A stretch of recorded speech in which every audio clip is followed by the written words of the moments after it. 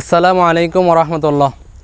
আলহামদুলিল্লাহ রব্বিল আলামিন ওয়াসসালাতু ওয়াসসালামু আলা রাসূলিহিল কারীম ওয়া আলা আলিহি ওয়া আসহাবিহি আজমাইন ওয়া মান তাবিআহুম বিইহসান ইলা ইয়াউমিদ্দিন। সবাইকে স্বাগত জানাচ্ছি লা তাহজান মিডিয়ার আজকের ভিডিওতে। আজকে আমরা অতীব গুরুত্বপূর্ণ একটি হাদিস জানবো ইনশাআল্লাহ। রাসূলুল্লাহ সাল্লাল্লাহু আলাইহি সাল্লামের নিকট একজন ব্যক্তি উপদেশ নেওয়ার জন্য আসলেন। রাসূলুল্লাহ সাল্লাল্লাহু আলাইহি সাল্লাম তখন তাকে অসাধারণ 5টি বিষয়ে নসিহত করলেন। হাদিসটি এসেছে মুস্তাদরাক হাকিম 7846 নম্বর হাদিস, ইমাম বাইহাকির শুআবুল ঈমান গ্রন্থে এবং সহিহুল জামি 1077 নম্বর হাদিস। আন আব্দুল্লাহ ইবনে আব্বাস রাদিয়াল্লাহু আনহুমা, আব্দুল্লাহ ইবনে আব্বাস রাদিয়াল্লাহু আনহুমা থেকে বর্ণিত, কল তিনি বলেন, কলা রাসূলুল্লাহ সাল্লাল্লাহু আলাইহি ওয়াসাল্লাম আলী রাজুলিন, রাসূলুল্লাহ সাল্লাল্লাহু আলাইহি ওয়াসাল্লাম সেই ব্যক্তিটিকে বললেন, ওয়া হুয়া ইয়াইযুহু, এবং তিনি তাকে পরামর্শ দিলেন, ইগতানিম খামসান ক্বাবলা খামসিন, তুমি 5টা বিষয়কে গনিমত মনে করবে। 1 শাবাবাকা ক্বাবলা হিরামিক, তুমি তোমার যৌবনকে মূল্যায়ন করো বার্ধক্যের পূর্বে। ওয়া সিহাতাকা ক্বাবলা সাকামিক, তুমি তোমার সুস্থতাকে মূল্যায়ন করো অসুস্থতার পূর্বে। ওয়া গিনাআকা ক্বাবলা ফাকরিক, তুমি তোমার সচ্ছলতাকে ধনবত্তাকে মূল্যায়ন করো অসচ্ছলতা দারিদ্রতার পূর্বে। ওয়া ফারাগাকা ক্বাবলা শুগলিক, এবং তুমি তোমার অবসরকে মূল্যায়ন করো ব্যস্ত হওয়ার পূর্বে। ওয়া হায়াতাকা ক্বাবলা মাউতিক, এবং তুমি তোমার জীবনকে মূল্যায়ন করো তোমার মৃত্যুর পূর্বে। রাসূলুল্লাহ সাল্লাল্লাহু আলাইহি সাল্লাম ওই ব্যক্তিকে চমকপ্রদ 5টি বিষয়ে দিক নির্দেশনা দিলেন। রাসূলুল্লাহ সাল্লাম প্রথমে শব্দ ব্যবহার করলেন ইগতানিম, তুমি গনিমত মনে করো। গনিমত বিষয়টা কি আমাদের জানা আছে? গনিমত হলো ওই সম্পদ, যে সম্পদ যুদ্ধ করার পরে আল্লাহ সুবহানাহু ওয়া তাআলার রাহে যুদ্ধ করার পরে পাওয়া যায়। সেই অবস্থানটা চিন্তা করেছেন? আপনি যুদ্ধে গেলেন, ওইখানে আপনার জন্য 2টি অপশন, হয়তো আপনি শহীদ হবেন অথবা আপনি গাজী হবেন। অর্থাৎ আপনি যুদ্ধে জয়ী হয়ে আপনি যুদ্ধ থেকে যে লব্ধ সম্পদ পাবেন, ওই সম্পদের মতোই মূল্যায়ন করার জন্য রাসূলুল্লাহ সাল্লাল্লাহু আলাইহি সাল্লাম বললেন। তিনি প্রথমে মূল্যায়ন করার কথা বললেন শাবাবাকা ক্বাবলা হিরামিক, তুমি তোমার বার্ধক্যের পূর্বে তুমি তোমার যৌবনকে মূল্যায়ন করো।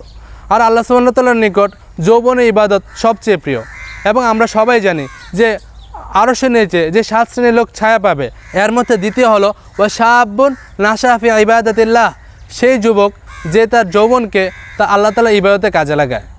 আর বার্ধক্য চলে আসলে আমরা চাইলেও অনেক ইবাদত করতে পারবো না, তাই আমাদের উচিত সেই যৌবনকে বেশি বেশি করে মূল্যায়ন করা। রাসূলুল্লাহ সাল্লাল্লাহু আলাইহি সাল্লাম দ্বিতীয় বললেন ওয়া সিহাতাকা ক্বাবলা সাকামিক, এবং তুমি তোমার সুস্থতাকে অসুস্থতার পূর্বে মূল্যায়ন করো। কেননা আমরা যদি অসুস্থ হয়ে যাই তখন আমরা চাইলেও অনেক ইবাদত করতে পারবো না।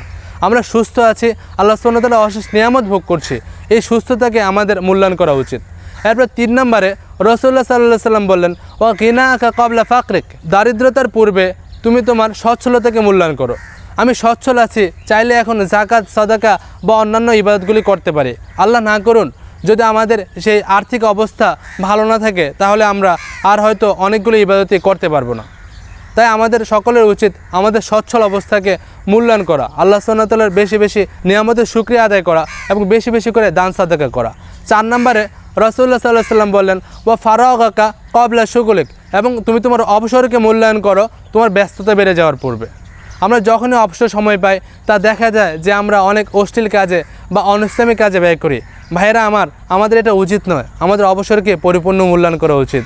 এই জন্য তো রাসূলুল্লাহ সাল্লাল্লাহু আলাইহি সাল্লাম অন্য আরেকটা হাদিসে বলেন, বুখারী মুসলিমে বর্ণনা, নিয়ামাতান মাগবুনুন ফিহিমা কাসীরুম মিনান নাস আসিহাতু ওয়াল ফারাগ, এমন 2টা নিয়ামত রয়েছে যে নিয়ামত সম্পর্কে অধিকাংশ মানুষই উদাসীন। সেই নিয়ামতগুলি হলো আসিহা ওয়াল ফারাগ, সুস্থতা এবং অবসর। আমাদের উচিত আমাদের অবসর সময়কে মূল্যায়ন করা। রাসূলুল্লাহ সাল্লাল্লাহু আলাইহি সাল্লাম এই হাদিসটিতে 5 নম্বরে যে বিষয়টিকে গনিমত মনে করার জন্য বলছেন ওয়া হায়াতাকা ক্বাবলা মাউতিক, আমাদের মৃত্যুর পূর্বে আমাদের জীবনকে যাতে আমরা পূর্ণ মূল্যায়ন করি। এই দুনিয়াতে আমরা একটি জীবন বা একটি নির্দিষ্ট হায়াতি পাবো, এরপর আমাদের মারা যেতে হবে, তখন আমরা আফসোস করেও লাভ হবে না। আল্লাহ সুবহানাহু ওয়া তাআলা এমন একটা অবস্থার কথা কোরআন কারিমে বর্ণনা করেছেন। আল্লাহ বলছেন তারা ওই দিন প্রার্থনা করবে, রব্বি, হে আমার রব, লাউলা আখরতানি ইলা আজালিন করিব, আমাকে তুমি আরেকটু সময়, আর ক্ষুদ্র অল্প একটু সময় আমাকে দাও, ফাআসাদ্দাকু ওয়া আকুম মিনাস সালিহিন, তাহলে আমি বেশি বেশি করে সাদাকা করব এবং আমি সৎকর্মশীলদের অন্তর্ভুক্ত হব। তাই ভাইয়েরা আসুন আমরা রাসূলুল্লাহ সাল্লাল্লাহু আলাইহি সাল্লাম যে 5টি জিনিসকে গনিমত মনে করতে বলেছেন, আমাদের যৌবনকে আমাদের বার্ধক্যের পূর্বে, আমাদের সুস্থতাকে অসুস্থতার পূর্বে, আমাদের সচ্ছলতাকে অসচ্ছলতার পূর্বে, আমাদের অবসর সময়কে ব্যস্ততার পূর্বে, সর্বোপরি আমাদের জীবনকে আমাদের মৃত্যুর পূর্বে। আল্লাহ সুবহানাহু ওয়া তাআলা আমাদের এই হাদিসটি মূল্যায়ন করে আমল করার তৌফিক দান করুন। সেই দোয়া করে আজকের আলোচনা এখানে শেষ করছি। সুবহানাকা আল্লাহুম্মা ওয়া বিহামদিক আশহাদু আল্লা ইলাহা ইল্লা আনতা আস্তাগফিরুক ওয়া আতুবু ইলাইক। আসসালামু আলাইকুম ওয়া রাহমাতুল্লাহ। লা তাহজান 24 media।